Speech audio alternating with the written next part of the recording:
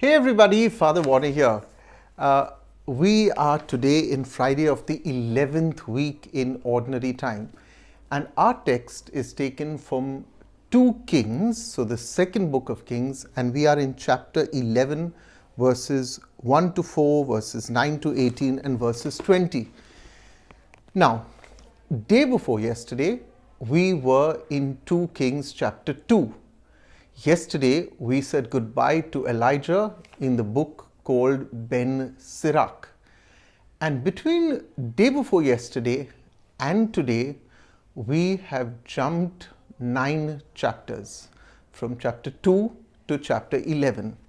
Now, you will remember that I always say to you, please read the text before you listen to this commentary.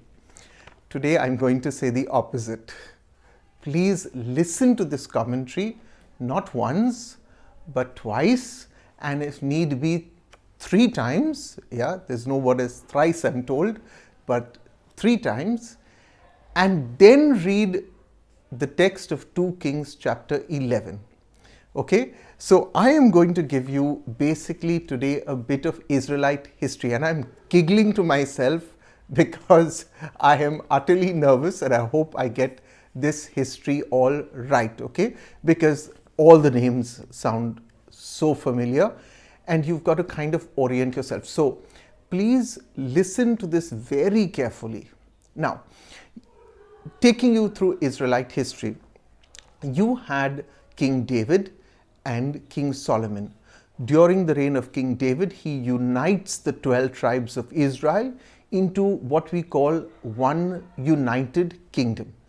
And we know that his son Solomon, who also asked God for the gift of wisdom, rules over the 12 tribes of Israel as one united kingdom. So up to Solomon, up to 931 BC, you have one united kingdom.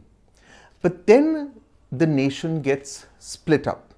There's a guy called Jeroboam who is very unhappy with Solomon's son Rehoboam and who thinks that Rehoboam acts like a dictator. And so Jeroboam will take 10 tribes of Israel, 10 out of the 12, and he will become king of the northern kingdom. Okay, so remember this, Jeroboam takes 10 tribes and he becomes king of the northern kingdom. Rehoboam becomes king of the southern kingdom. He has 2 tribes.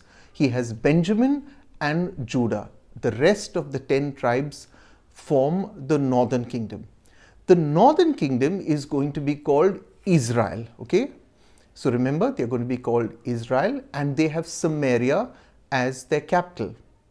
The southern kingdom is going to be called Judah. It has 2 tribes and has Jerusalem as its capital. Now, please write this all down, divide a page into northern and southern kingdom if you need to. So once again, Solomon dies in 931, the empire splits up. The northern kingdom consists of 10 tribes led by Jeroboam. It is called the kingdom of Israel with its capital in Samaria. Now, in the northern kingdom, after the death of Jeroboam, you have 18 kings, 1-8. And all these 18 kings are idolatrous. All these are called bad kings. They worship Baal and all the other fertility gods. And one of these kings we have heard of, these bad kings we have already studied from 1 Kings chapter 16 onwards, and his name is Ahab. So he's one of the bad kings who marries Queen Jezebel. So remember, Ahab and Jezebel are from the northern kingdom, and keep that at the back of your head. Now, the last of these 18 kings is a king called Hoshea. Okay, not Hosea, but Hoshea. And Hoshea finally is defeated in battle by the Assyrians in the year 722 BC, and they go into what is called the Assyrian captivity. Okay, you'll have a Babylonian captivity where the southern kingdom in the year 586 BC will be taken into exile. But the northern kingdom under Hoshea goes into captivity, the Assyrian captivity, and they are decimated forever. We will never hear of the 10 tribes again. So clear? You've got the northern kingdom, 18 kings, last king is Hoshea, all 18 kings are bad kings, and one of them is Ahab, who marries Jezebel. Now hold on to the northern kingdom. Let me take you to the southern kingdom. I told you that the southern kingdom is run by a king called Rehoboam. And I told you that after Rehoboam, there are 11 bad kings and only 8 good kings. So even in the southern kingdom, which had 19 kings after Rehoboam, only 8 of them were faithful to Yahweh. That's why we call them good kings. So Rehoboam rules from 931 to 913 BC. Now, the names that I'm going to call out are the kings one after the other. Okay, and you have heard these names when in the Gospel of Luke we proclaim the genealogy. So Rehoboam, his son's name is Abijah. Abijah's son's name is Asa. Asa's son's name is Jehoshaphat, and we're going to stop there. Okay, so Jehoshaphat, who rules up to the year 848 BC, was a good king. Okay, so once again, the southern kingdom after Rehoboam has Abijah, Asa, and Jehoshaphat. Jehoshaphat is a good king. He worships Yahweh, but he makes one mistake. He wants to please his brothers in the north. Remember, the southern kingdom, 2 tribes, the northern kingdom, 10 tribes. He wants to please and make peace with the northern kingdom. Now, who is the king in the northern kingdom? I'll tell you. His name is Ahab, and his wife's name is Jezebel. So he wants to make peace with an idolater. He himself worships Yahweh. He's been faithful to Yahweh. But in order to make peace, at that point of time in the world, what they usually did was they allowed one of their children to marry into the other family. And Jehoshaphat has a son called Jehoram. So Jehoram marries the daughter of Ahab and Jezebel. Remember, Ahab and Jezebel always wanted to kill the prophet Elijah. They have a daughter called Athaliah. And Athaliah marries the son of Jehoshaphat, whose name is Jehoram. Now read the text. Okay, not yet, because when you read the text of today, the opening lines will be when Athaliah. Okay, when Queen Athaliah. So who's Queen Athaliah? She is the daughter of Jezebel and Ahab, who are worshippers of Baal. She marries the prince of the southern kingdom, whose name is Jehoram, and who after his father, his good father, whose name was Jehoshaphat, after Jehoshaphat dies, Jehoram, who marries Athaliah, now does not follow Yahweh. Why? Because his wife Athaliah, the daughter of Ahab and Jezebel, worships Baal. Her parents worship Baal, she worshipped Baal. Now she comes to the southern kingdom and brings the pollution of Baal into the southern kingdom. And her husband Jehoram follows his wife's faith. He doesn't follow his father's faith. He was brought up as a worshipper of Yahweh, but he now becomes a bad king. He marries Athaliah, listens to his wife, and worships her God. Let us stop here, so at least now you know who Athaliah is with regard to our text. Now I have to give you an introduction to our text. Okay, I'm very sorry about this, but let me give you an introduction to our text. What's happening now in the northern kingdom? At this point of time, there is another king called Jehoram. Remember, in the southern kingdom, there is Jehoram who marries Athaliah. But in the northern kingdom, there's another king called Jehoram who's also called Joram. He has 2 names. So the Bible, you'll find him as either Jehoram or mentioned as Joram.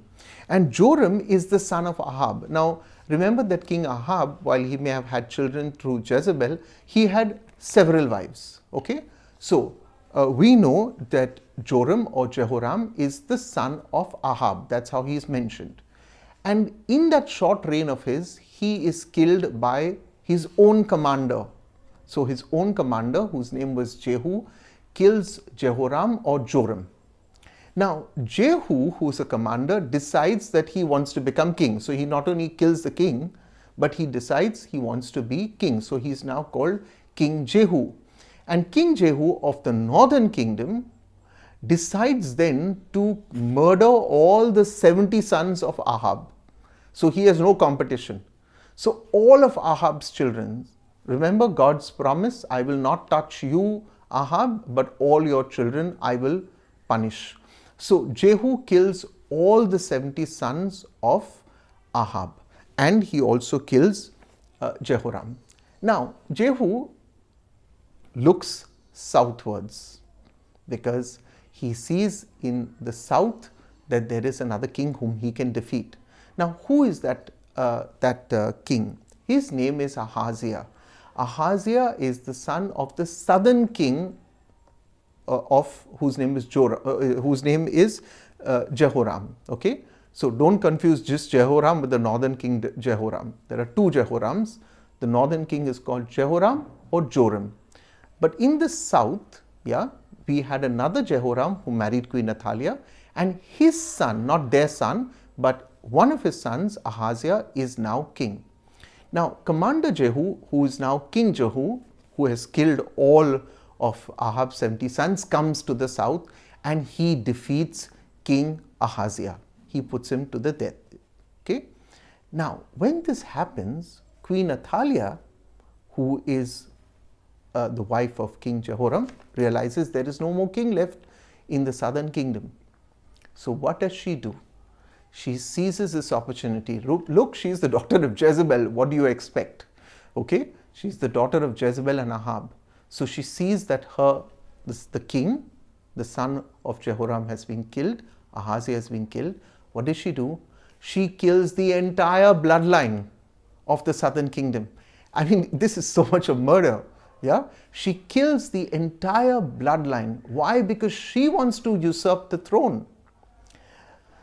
And she rules for the next 6 years, but there is one thing that happens. King Ahaziah, who was killed in the southern kingdom by commander or King Jehu, had a sister, and her name is Jehosheba.